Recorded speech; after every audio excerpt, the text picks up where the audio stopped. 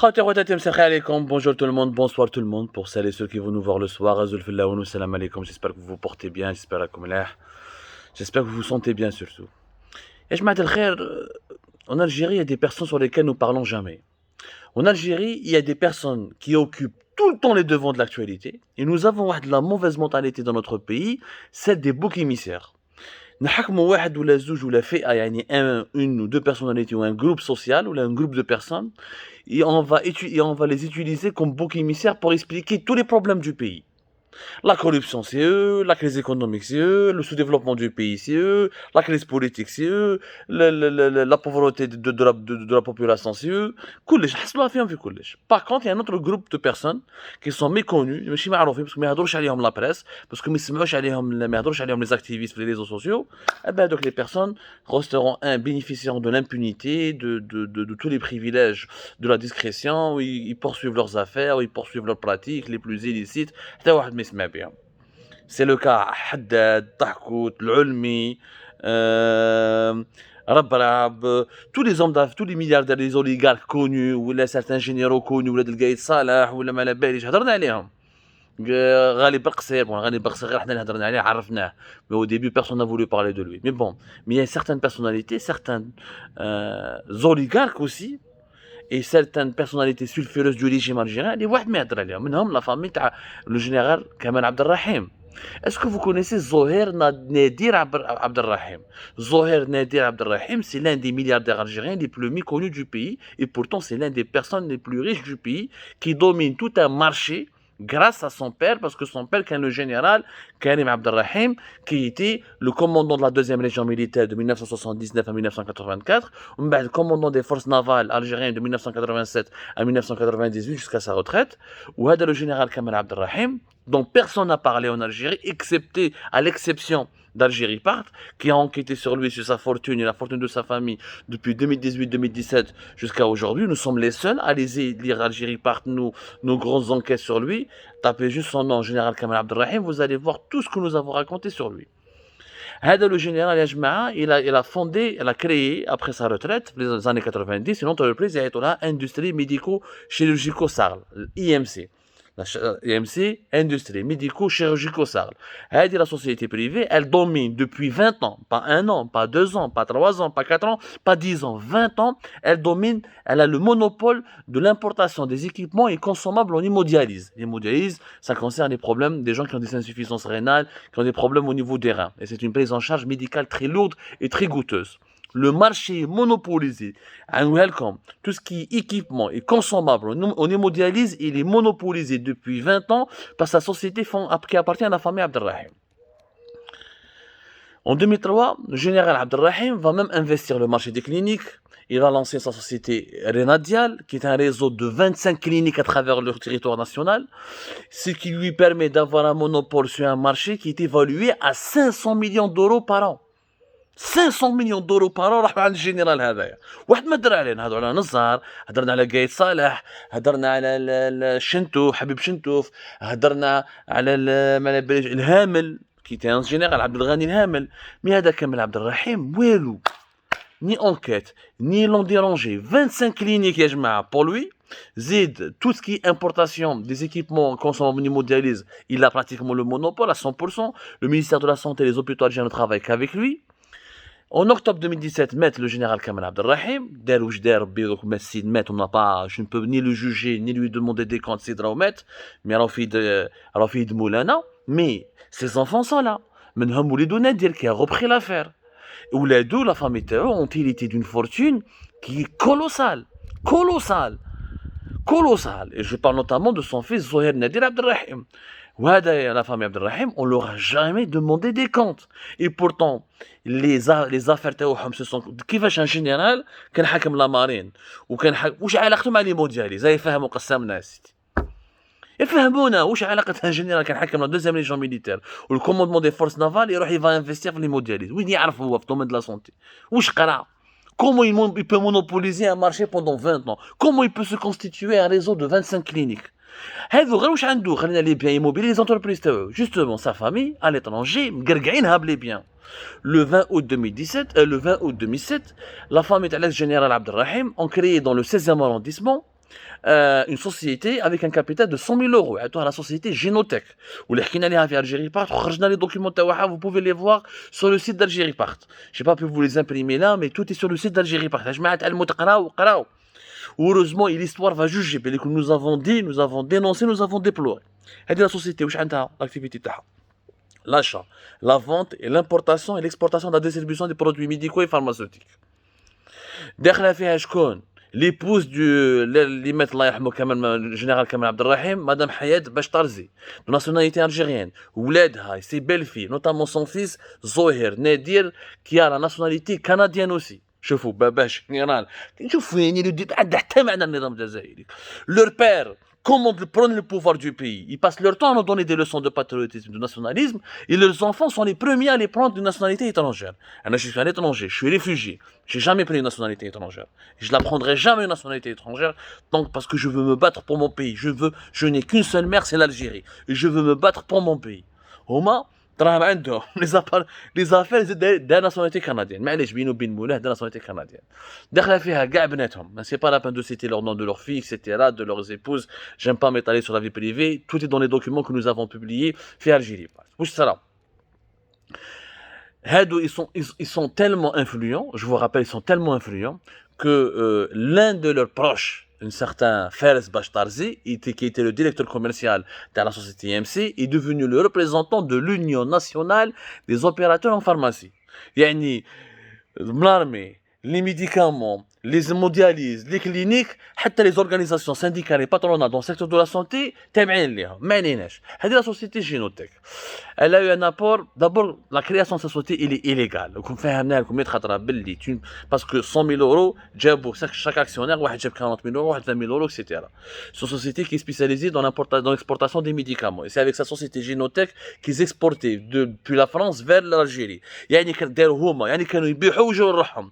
La loi algérienne, l'article, la loi sur la monnaie et le crédit, à travers toutes les lois de la Banque d'Algérie, que nous l'avons expliqué, notamment l'article 7 et 8 de la loi sur le crédit et la monnaie, interdit catégoriquement aux résidents algériens de posséder des avoirs en devise ou des avoirs immobiliers à l'étranger. Pour la simple raison que la devise en Algérie n'est pas la propriété des personnes physiques, mais la propriété d'une seule personne morale qui est l'État. La monnaie algérienne n'est pas convertible, donc tout ce que tu gagnes comme argent en Algérie, tu dois le garder en Algérie, sauf si tu dois demander une autorisation de la part de la Banque d'Algérie. La Banque d'Algérie ne donne jamais une autorisation parce que la devise, avec la devise, on vend du pétrole, on gagne des devises, avec ces devises, on en a besoin pour nourrir la population, pour nourrir le pays, pour protéger la sécurité nationale. Donc il n'est pas permis de transférer des richesses vers l'étranger pour avoir sa fortune à l'étranger. Parce que ta fortune à l'étranger, elle est illégale. تاخذ بالدينار ترفه بالدينار تقعد بالدينار. اخرج من الجزائر وخدم وحدك في l'étranger وترفه وحدك اوكي. بصح باش ترفه بالدينار وتستعمل les devises de l'État algérien, mais ensuite tu vas les transférer à l'étranger, ce n'est pas possible.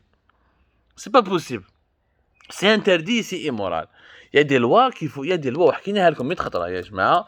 نعاود نعطيكم l'article 7 de la Banque d'Algérie.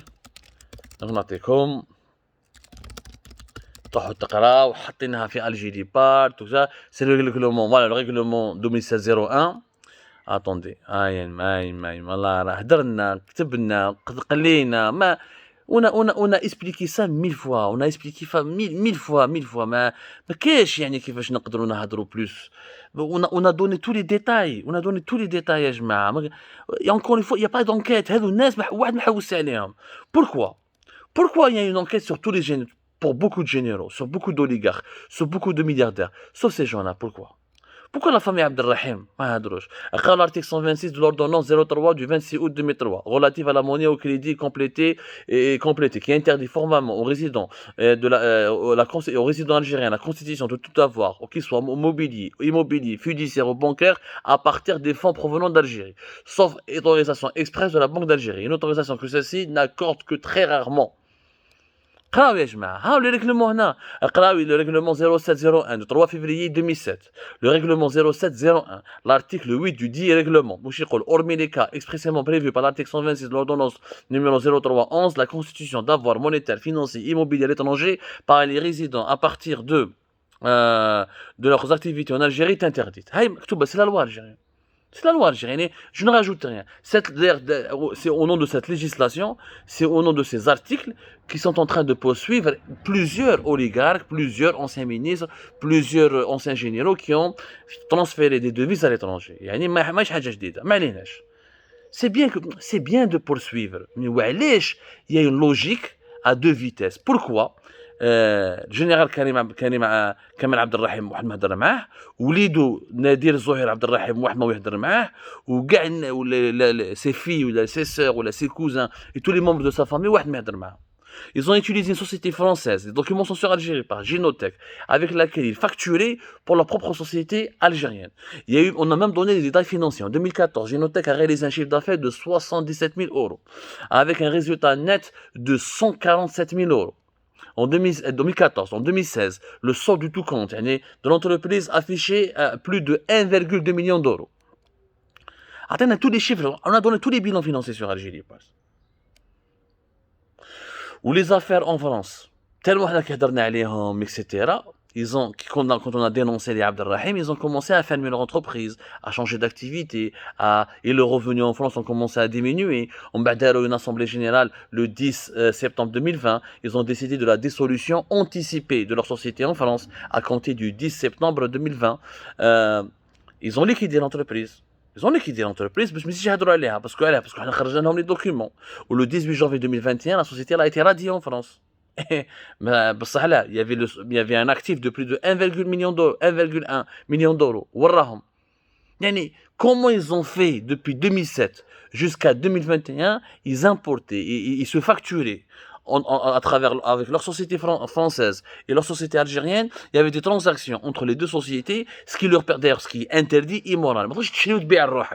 Les mêmes actionnaires d'IMC facturés à la société Génotech, alors qu'ils sont les mêmes associés, les mêmes propriétaires, les mêmes actionnaires. Donc les factures, ils pouvaient se jouer des factures, ils pouvaient surfacturer, et c'est comme ça que les devises de l'Algérie sortaient du territoire national, et ça permettait à la famille du général Abdelrahim, notamment à son fils actuel, qui lui-même, c'est Zoher Nadir Abdelrahim, c'est lui qui est le patron, qui est le leader actuellement de la famille, c'est lui qui est le parrain de la famille, c'est lui qui gère les affaires actuelles. Et ça lui a permis de s'enrichir. On parle de 2000, on parle d'Ejmaa, le père est décédé en 2017, mais on parle des affaires qui ont commencé à l'étranger de 2007. De 2007 jusqu'à 2000, en rien qu'en 10 ans, imaginez tous les millions et les dizaines, pour ne pas dire les centaines de millions d'euros, que cela a représenté en termes d'échanges et de transferts.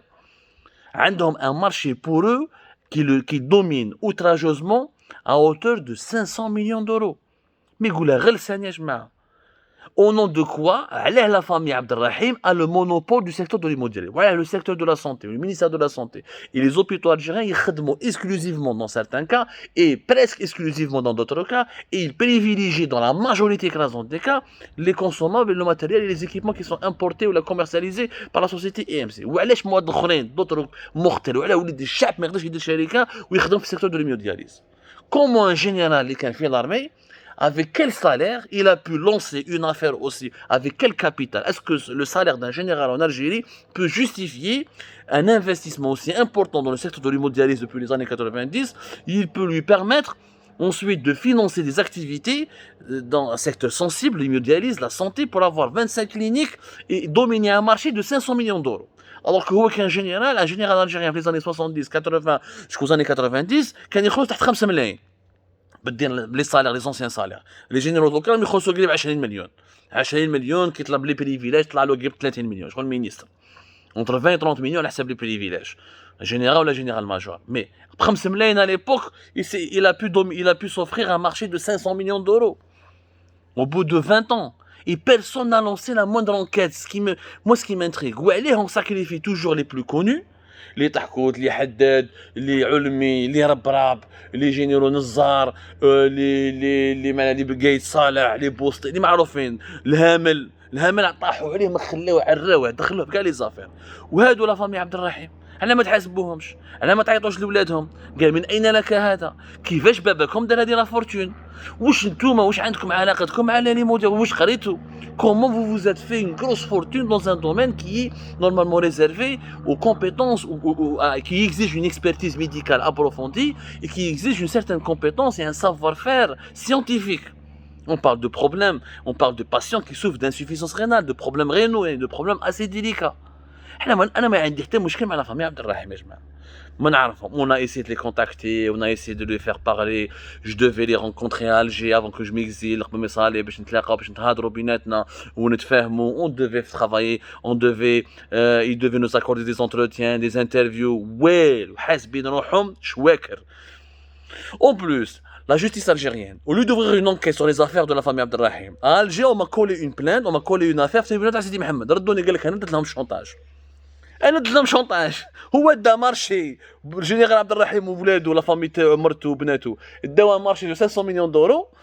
سي با بروبليم. لو بروبليم سي عبدو سمار qui a écrit une enquête à travers Algérie Part et qui a dénoncé un abus de monopole, un abus de pouvoir et un scandale d'enrichissement clairement illicite parce dans aucun pays du monde, excepté les républiques bananières et les républiques corrompues, où un général peut devenir un milliardaire en devise dans le secteur de la santé, alors qu'il n'a absolument rien avec ce secteur-là. كان حكم les forces navales وكان حكم une région militaire. واش يعرف هو في l'hémodialyse؟ واش قاري عنده un diplôme de médecine، قاري عنده دار un brevet، il a inventé un médicament، دار des recherches scientifiques. يا جماعه صحمة الله يرحمه بصح ما تحاسبوش غير ما نديروش. Ce que j'aime pas, c'est cette justice à deux vitesses. C'est des règlements de compte. Ah, les Abdelrahim sont puissants, en tant qu'ils sont influents. Il y a des connaissances machin grihah, des connaissances au sein de l'armée. Donc on peut pas les toucher. اما الهامل ولاد القاي صالح ولا واد اخرين قاي صالح باباهم مات دونك طيح على قسامهم. واسين بو عزه قاي صالح مات نحي قسامه حطوا قسامه في الحبس والاخرين نو. Donc voilà. Donc, كما قال La Fontaine, dis-moi si tu es riche ou pauvre, la justice te rendra blanc ou noir. Voilà. Cette logique-là qui est injuste, qui est profondément injuste et qui doit absolument changer, ya Jamaat al-Khair. Elle doit absolument changer. Voilà, encore une fois, nous n'avons rien contre la famille Abdelrahim. Nous les invitons à interagir avec nos enquêtes. Nous les invitons à répondre à nos questions. Nous les invitons à nous expliquer comment vous pouvez disposer jusqu'à 2022, depuis les années 90 jusqu'à aujourd'hui, 2022, il y a presque 30 ans maintenant, on va dépasser les 2 décennies, comment vous pouvez jouir d'un monopole quasi absolu sur un secteur aussi clé et pourquoi d'autres, vos concurrents n'arrivent pas à prospérer, n'arrivent pas à vivre sous votre ombre. Et comment vous vous êtes enrichi de cette manière? Ce sont des questions légitimes. Je défends l'intérêt général. Vous me prouvez, le général هذا كان قاري au fond, c'était comme Louis Pasteur, c'était un grand scientifique, on connaît les belles comment guérir les gens qui souffrent d'insuffisance rénale. Je présente mes excuses. Expliquez-moi. Il y a des sociétés en France, les biens à l'étranger, où les enquêtes d'Algérie par se poursuivent à la Kolihal. On reviendra sur ce sujet avec de nouvelles révélations en espérant que la partie adverse nous répondra à nos questions respectueusement et parce que nous croyons dans le droit légitime, dans la parole adverse, nous croyons à l'objectivité, nous croyons à la nécessité de donner la parole à tous les acteurs que nous citons, ou là on n'est pas la justice, on n'est pas là pour incriminer, que nous citons, ou là que nous mettons en exergue ou là en lumière dans nos enquêtes. C'est comme ça, je vous donne rendez-vous pour une autre émission, dans une prochaine émission.